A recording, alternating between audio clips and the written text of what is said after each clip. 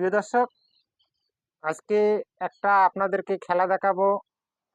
Magic খেলা এবং 5 আঙ্গুলের ক্যাপাসিটি আপনারা দেখলেই বুঝতে পারবেন এবং আপনারাই করতে পারবেন। মনোযোগ সহকারে এই ভিডিওটা দেখুন, আপনারা কোনো একদিন করতে পারবেন।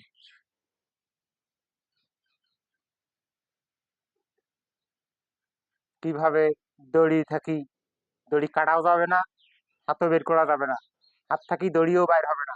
কিভাবে 5 আঙ্গুলের ক্যাপাসিটির দ্বারায় দড়িটি বাহির হয় এবং হাত বাহির করা যায়, দেখতে থাকুন।